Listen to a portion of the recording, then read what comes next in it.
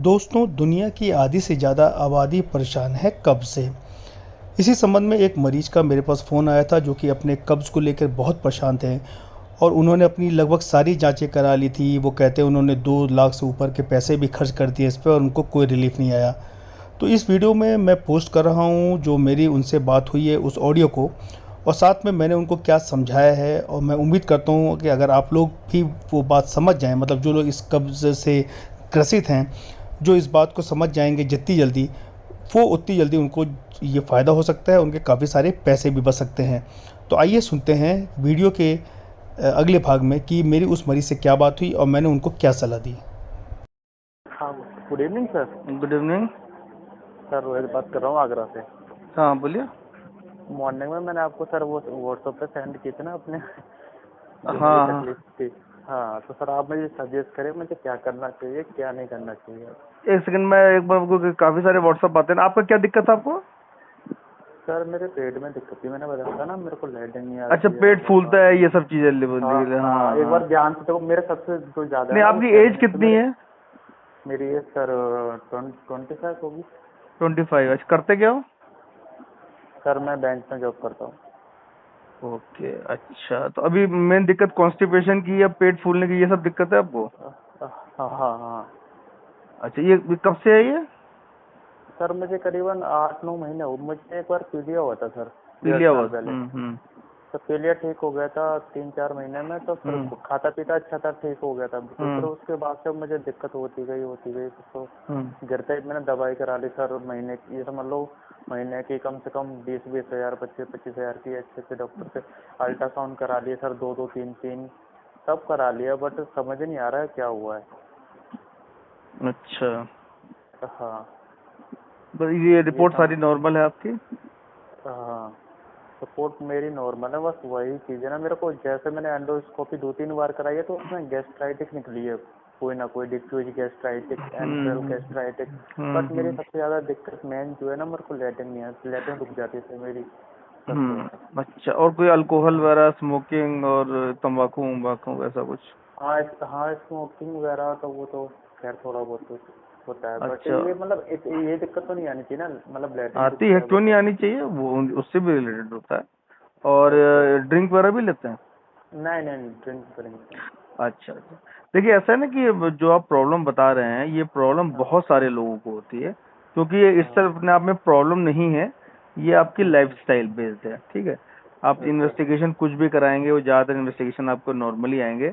Endoscopy में देखिए, छोटे मोटे अल्सर्स तो पूरी दुनिया को ही होंगे, है ना, तो नहीं नहीं, उसमें। मेरे को सर ये प्रॉब्लम करीबन 6 महीने से बहुत ज्यादा हो रही है, लैट्रिन बनना नहीं नहीं, बहुत वही ज्यादा अब पैर। मैं बता रहा हूँ ना वो। हाँ। अच्छा, अभी ये जो 6 महीना हुआ है, ये 6 महीने में कुछ आपकी लाइफस्टाइल चेंज हुई है नहीं कि? सर, बिल्कुल नहीं। बिल्कुल नहीं। अच्छा, जैसा कुछ बिल्कुल। एक्टिव कितने हैं, सुबह उठ करके घूमना, ये सब सर एक्चुअली एक्सरसाइज करना, मैं बताऊं, योगा करना? मैं हाँ। बता रहा हूँ मैं बता रहा हूँ मेरे को 9 o'clock में इवनिंग टाइम में मेरे को घर पे मैं जाता हूँ ना, तो मेरे को 9 साढ़े 9 बज जाते हैं करीब। हम्म। तो मैं वही उठ पाता हूँ करीबन 8 बजे या 7:30 बजे। फिर मेरे को हम्म। बैंक आना होता है, तो पूरे दिन काम करना होता पूरा है। दिन मतलब आपका काम बैठ का ही है, कोई फिजिकल एक्टिविटी नहीं है? हाँ हाँ, मगर मेरे को कभी कभी जाना पड़ता है अपने जैसे टीम के मेंबर के साथ में, कोई केस फंस रहा है तो उसके साथ में मेरे को जाना पड़ता है। फिर आपको बाहर का भी खाना पड़ता होगा काफी टाइम पर? नहीं, वो चीज़ मैं बिल्कुल नहीं खाता हूँ, वही तो सबसे अच्छा, अच्छी चीज़ है, मैं बाहर का बिल्कुल भी नहीं बहुत खाता अच्छा, हूँ, ठीक बिल्कुल है भी। ठीक है ठीक। हाँ ठीक। देखिए, जहाँ तक ये कॉन्स्टिपेशन वाली बात है, हाँ। ये मोस्टली पाया गया है, ये आपकी लाइफस्टाइल बेस्ड ही होती है।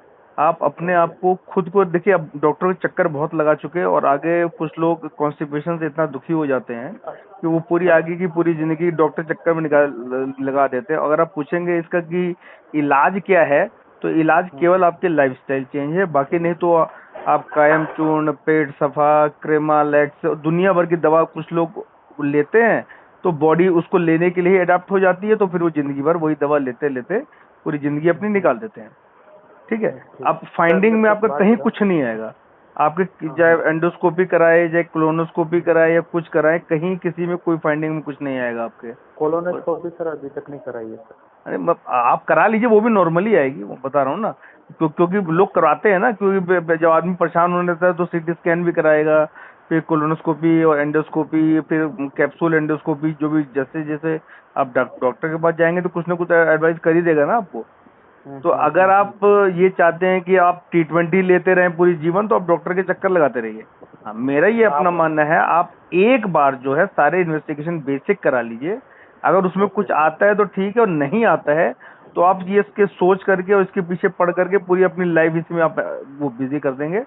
अच्छा, जहां तक आपका आपकी सेडेंट्री लाइफ है, मेन कॉन्स्टिपेशन का मेन कारण ही यही है, सेडेंट्री लाइफ होना। आप कोई एक्टिविटी नहीं करेंगे, कुछ नहीं करेंगे, योगा नहीं करेंगे, एक्सरसाइज नहीं करेंगे, रात के 9 बजे आएंगे, लेट नाइट आप 9:30 10 11 बजे सो रहा है आदमी, 8 9 9 उठता है और उठते तुरंत ऑफिस चला जाएगा, तो उस चीज पे आदमी ध्यान नहीं देता है, वो ध्यान देता है केवल दवाओं पर, है ना। लेकिन वो बेसिक कारण होता वही है ना। दवा तो आप मेरे पास भी आएंगे, मैं भी आपको 6 दवा लिख दूंगा कि आप ये जांच करा लीजिए और ये आप दवा ले लीजिए। वो कॉन्स्टिपेशन का ऐसा कोई वो, क्योंकि आपके इंटेस्टाइन ने वैसे ही अडेप्ट कर लिया अपने आप को, है ना। वो जिस तरह से आपकी लाइफ है उसी तरह से इंटेस्टाइन ने अपने आप को अडेप्ट कर लिया है। उसकी मोबिलिटी कम है, उसकी मूवमेंट कम है ना। जब मूवमेंट कम होगी, मोबिलिटी कम होगी, तो फिर ये कॉन्स्टिपेशन का सबसे बड़ा जड़ वही हो जाता है। मैं सर आपको रियलिटी बता रहा हूँ, मैंने करीबन 6 मंथ में करीबन 2 लाख रुपए खर्च करते हो। नहीं यार, तुम 2 लाख वही भाई, मैं तुम 2 लाख नहीं, आप 10 लाख भी खर्च कर दोगे ना। मैं तो ऐसे तरह के पेशेंट से डील करता आता हूँ ना, इसलिए मैं समरी बता रहा हूँ आपको। आप 2 लाख क्या, आप पूरी अभी तो आपकी 24 साल की उम्र है, 50 साल तक आप 10 लाख भी खर्च कर दोगे, वो कोई क्राइटेरिया नहीं है। अब आप लाख खर्च करके इतना तो ज्ञान आपको आ जाना चाहिए कि दवाओं से कुछ नहीं होगा आपका। ये तो आपको बात समझ में आ गई हो तो अच्छी बात है, और नहीं आई हो तो भैया आपके शरीर है और आपका पैसे हैं, खूब लुटाइए आप जाके डॉक्टरों के पास, कोई दिक्कत वाली बात नहीं है। आपने वैसे फर्स्ट टाइम मेरे को कोई ऐसा डॉक्टर मिला तो जिसने मेरे मतलब बहुत अच्छी बात की है। हाँ, फर्स्ट टाइम मेरे को ऐसा कोई डॉक्टर मिला है जिसने बहुत अच्छी बात नहीं, मैं जो रियलिटी वाली बात होती है, जब मैं आप कंसल्टेशन ऑल ओवर इंडिया में मेरा चल रहा है और मैं फ्री ऑफ कॉस्ट कंसल्टेशन दे रहा हूँ, मेरा कोई अपना मोटिव इंटरेस्ट कुछ नहीं है, एक सोशल सर्विस है केवल। इसलिए मैं आपको केवल एक गाइडेंस दे रहा हूँ, और कीजिए आप, हिम्मत भी आपको करनी है, अपने ऊपर मेहनत भी आपको करनी है, और अपने आप को ठीक भी आप ही को करना है। कुछ बीमारी होती है जो कि दवाओं से ही ठीक होती है, बीपी है, शुगर है, ये भी आप काफी हद तक उसको लाइफस्टाइल से मैनेज कर सकते हो। ये कुछ जिनकी मैनेज नहीं होती है वो उसके लिए दवा लेते हैं, है ना। या कुछ हाँ, एक बात और कहना चाहूँगा, मेरे 6 मंथ से मेरे हाथ बहुत ज़्यादा कप आ रहा है। वो सब होगा बेटा, हाथ नहीं, वो एंग्जाइटी है। आप जो हाथ का आपने कॉन्स्टिपेशन को दिमाग में इतना बसा लिया है अपने कि, और इतना जब 2 लाख 3 लाख रुपए खर्च करेगा आदमी तो दिन रात वही सोचोगे फिर आप। वो आपको एंग्जाइटी ऐसे होगी, धीरे धीरे ये एंग्जाइटी जो है धीरे धीरे डिप्रेशन में चली जाएगी, है ना। फिर आप फिर एक दवा डिप्रेशन की भी साथ में ऐड कर लेना। तो इस चीज से आप अपने आप को निकालिए। जॉब से आप कैसे टाइम निकाल सकते हैं। 9 बजे आ जाते हैं, कोई बहुत ज्यादा लेट नहीं है, आप कोशिश कीजिए 10 साढ़े 10 तक सो जाइए। सुबह 5 साढ़े 5 जो उठने की आदत डालिए, उठ करके बिस्तर छोड़ दीजिए, बाहर दौड़ करके आइए, योगा कीजिए, एक्सरसाइज कीजिए, गुनगुना पानी कीजिए, अपने शरीर के लिए कुछ तो कीजिए ना। आप शरीर के लिए कुछ नहीं करेंगे तो शरीर आपके लिए क्या करेगा बताइए। जी जी सर। हाँ, और ये इसलिए मैं आप ही को नहीं, मैं मेरे पास बहुत पेशेंट आते हैं, मैं सबको ये समझाता हूँ कि कॉन्स्टिपेशन ऐसे कोई डिजीज नहीं है। सबसे ज़्यादा मुझे दिक्कत है ना सर, सबसे ज़्यादा लैट्रिन में सबसे ज़्यादा नहीं, लैट्रिन में देखिए, आप शुरू में तो आप लेक्सेटिव ले लीजिए, अगर आपको जरूरत पड़े तो आप एनीमा भी ले लीजिए, कोई दिक्कत वाली बात नहीं है। लेकिन उसके साथ साथ आप अपना जो है लाइफस्टाइल भी चेंज करते रहिए, तो धीरे धीरे आपकी बॉल जो है वो अडेप्ट कर लेगी अपने आप को।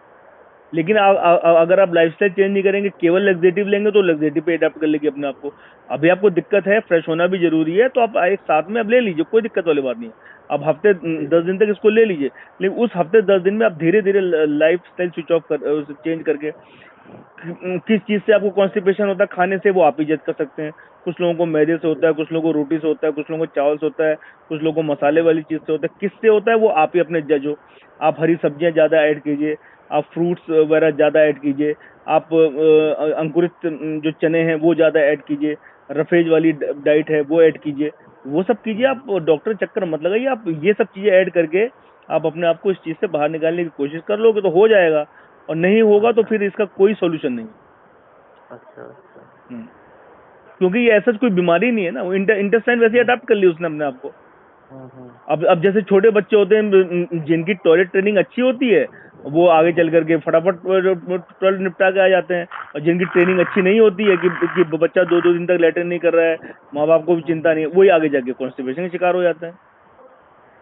तो ये तो एक तरह की ट्रेनिंग है। तो आप अपना थोड़ा सा लाइफस्टाइल बताइए, चार्ट बनाइए, मैं क्या खा रहा हूँ, कि किस खाने से मेरे को हो रहा है, क्या मैं चाय ज़्यादा पी रहा हूँ, या स्मोकिंग तो मेरे ख्याल से बंद कर दीजिए आप। स्मोकिंग का भी कॉन्स्टिपेशन से बहुत ज़्यादा रिलेशन है ना। तो आप सेडेंटरी लाइफ है, साथ में स्मोक करते रहोगे, धीरे धीरे ये कोई दूसरी बीमारी का रूप ले लेगा, है ना। तो उसको आप मत कीजिए।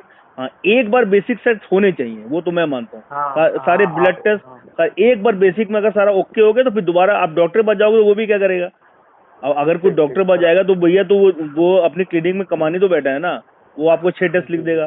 फिर आप दोबारा जाके बोलोगे मुझे आराम नहीं आया, तो वो 6 टेस्ट और लिख देगा। फिर जाके बोलोगे मुझे आराम नहीं आएगा, तो वो 6 टेस्ट और लिख देगा। तो उसको तो आपको सेटिस्फाई करना है ना। सर आप एक बार बेसिक करा दीजिए, जो भी आप बता दीजिए बेसिक। नहीं, मैंने बता दिया, आप यही कर लीजिए। आप 1-1.5 महीना करके फिर मेरे को 1-1.5 महीने बाद बताइए कि ये मेरे में चेंजेस आ रहे हैं, क्या आ रहे हैं, और कोई कुछ भी मत कराइए। अगर आपने बेसिक सारे करा लिए एक बार, अब कुछ मत कराइए। सर मैंने अभी वो नहीं कराया, क्या बोलते हैं, अल्ट्रासाउंड तो करा लिया था, पर पेट का तो मैंने वो एक्सरा नहीं कराया। आपको तो करा लिया उसका? नहीं, एक अल्ट्रासाउंड तो होना चाहिए जब एंडोस्कोपी से पहले। हाँ, करा लिया सर अल्ट्रासाउंड तो सर 2 करा लिया। हाँ, तो ठीक है, फिर कोई जरूरत नहीं है। देखिए, अगर बहुत होता है तो किसी में तो एक बार के लिए क्लोनोस्कोपी एडवाइस कर सकते हैं, कुछ लोगों में करते हैं जिनमें कभी ब्लड आ रहा है या म्यूकस आ रहा है, ऐसा कुछ आ रहा है। बाकी ऐसे कॉन्स्टिपेशन क्लोनोस्कोपी में कुछ नहीं आएगा। तो आपने ये सारे टेस्ट करा लिए बेसिक, तो अब आप कुछ मत कराइए, कुछ आएगा नहीं किसी में। अच्छा। हाँ, ठीक।